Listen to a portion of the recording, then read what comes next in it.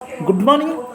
Rajalingam social activist సామాజిక కార్యకర్తను murder జరిగినటువంటి విషయాల్లో మనకు తెలిసినటువంటిది వివిధ పత్రికలు వివిధ వార్తా సంస్థల ద్వారా మనం సేకరించిన అంశాలను గమనించుకుంటే భూ వివాదాలే అనేటువంటి అంశం చెప్పడం జరిగింది.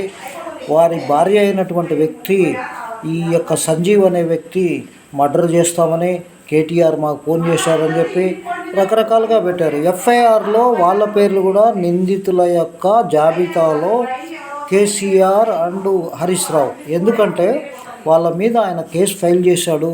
అది 20వ తారీఖు హియరింగ్ వచ్చింది. హియరింగ్లో వాళ్ళను కోర్టుకు పోవాల్సిన అవసరం ఉంటుంది. వాళ్ళకు ఈగో ఇద్దరికి అడ్డం వచ్చింది. మేము ప్రపంచంలోనే మేధావులము, ప్రపంచంలోనే నెంబర్ 1 సీఎంలు, నెంబర్ 1 మంత్రులు అని చెప్పి కాళేశ్వరంలో బుక్కినట్లు డబ్బులు సిమెంట్లో కానీ ఇటుకలో కానీ అన్ని దాంట్లో కొని కాంట్రాక్టులు కొట్టేసినటువంటి ప్రభుత్వం. డైరెక్ట్ 7% కమిషన్ తీసుకున్నటువంటి కేసీఆర్ ప్రగతి భవన్లో ఎవరిని రానియడు అనే అంశం మీ అందరికీ నేను విజ్ఞప్తి చేస్తున్నాను. నేను తీవ్రంగా ఖండించాను. అదేవిధంగా సమాజంలో బతికే హక్కు ప్రతివారికి ఉంటుంది. ఈ రాజలింగం తప్పు చేశాడా, ఒక్కు చేశాడా, ఆయన మీద కంప్లైంట్ పెట్టి పోలీసులు పట్టి చేయొచ్చు, కానీ ఈ విధంగా హత్య చేయడం కరెక్ట్ కాదు అని నేను చెప్తున్నాను. ఇంకొక మాట, కేటీఆర్ ద్వారా గండ్ర వెంకట్రామరెడ్డి హస్తం ఉందని చెప్తోంది. గండ్ర వెంకట్రామరెడ్డి బీఆర్ఎస్ ప్రభుత్వంలో ప్రముఖంగా ఉంటూ ఆయన మాకు కూడా ఒక సంఘటనలో పరిచయం ఉన్నది. అంటే ఏ విధంగా ఆయన చేస్తాడనేది ఒక సింగరేణి సంబంధించినటువంటి మీటింగ్లో ఇలాంటి సామాజిక కార్యకర్తలను, ఎన్జిఓలను ఎవరిని మాట్లాడకుండా చేసినటువంటి వ్యక్తి గండ్ర వెంకట్రామరెడ్డి. ఆ రోజు కూడా నేను కూడా అక్కడే ఉన్నాను. ట్రై చేశాము, కానీ మాకు మాట్లాడే అవకాశం ఇవ్వకుండా కలెక్టర్ తోటి, ఈ ఎన్విరాన్మెంట్ తోటి క్లోజ్ చేయించాడు. అంత శాడిజమైనటువంటి వ్యక్తి గండ్ర వెంకట్రామరెడ్డి. కాబట్టి దీంట్లో ఆయన హస్తం ఉండే అవకాశాలు చాలా మెండుగా ఉన్నాయి. ఈ పార్టీకి ఉందా లేదా అంటే 20వ తారీఖు మనకు హత్య జరిగిన రోజు మరుస రోజు హైకోర్టులో హియరింగ్ ఉంది. వీళ్ళు కోర్టుకు పోవాలన్నా, కోర్టుకు హాజరు కావాలన్నా వద్దనే అంశం తప్ప వేరేది ఏమీ లేదు. విచారణ చాలా రోజులు పడుతుంది.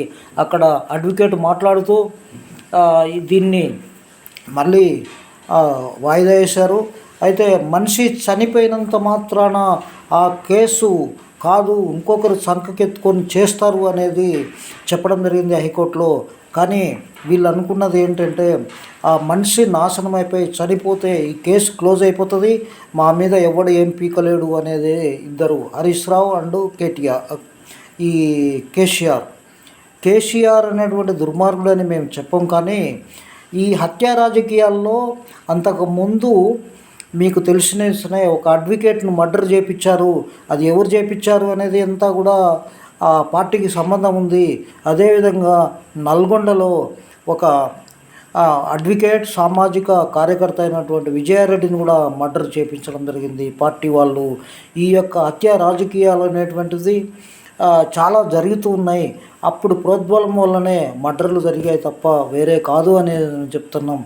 ఇవన్నీ చెప్పుకుంటే రాజలింగం ఎలాంటి వాడు అంటే సామాజికంగా మీరు ప్రజల యొక్క డబ్బులు తిన్నారు కాబట్టి ఆ యొక్క కేసుకు ఎదుర్కొనే ధైర్యము దమ్ము లేక మీరు హత్యకు ప్రేరేపించారని చెప్తాం, కానీ హత్య చేశారని చెప్పలేము.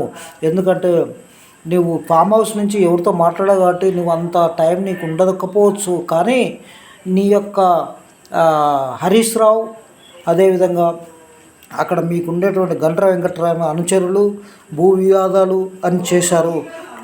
నేను రిక్వెస్ట్ చేసేది ఏంటంటే ఫస్ట్ ఎఫ్ఐఆర్లో కేసీఆర్, హరీష్ రావు అండ్ గండ్ర వెంకట్రావు అందరినీ కూడా చేసి వాళ్ళ యొక్క సెల్ ఫోన్లు సీల్ చేసి వాళ్ళ పిఏల సెల్ ఫోన్లు కూడా ఫ్రీజ్ చేసి మీరు దర్యాప్తు కనుక చేస్తే ఖచ్చితంగా దొంగలు బయటపడతారు. ఎందుకంటే నేను చెప్పేటువంటి అంశాలు ఏంటంటే ఎన్నో మీటింగుల్లో పబ్లిక్లో 2014 నుంచి కాళేశ్వరం ప్రాజెక్టు మీద ఎన్ని మీటింగులు అయిందో అన్ని మీటింగుల్లో కూడా ఈ విధంగా కార్పొరేషన్ ఏర్పాటు చేసి తప్పు అని చెప్పడం జరిగింది. ఇంకొక అంశం కూడా చెప్తున్నాం ఏంటంటే కాళేశ్వరం ప్రాజెక్టులో ఏదైతే కాళేశ్వరం ఇన్ని కిలోమీటర్లు బ్రిడ్జ్ అని చెప్పి ప్రాజెక్టుకు రిజిస్టర్ ఆఫ్ కంపెనీలో రిజిస్టర్ చేసి ఆ ఫైల్ తీసుకుపోయి సిఈ గారి పేరు మీద ఉంటుంది.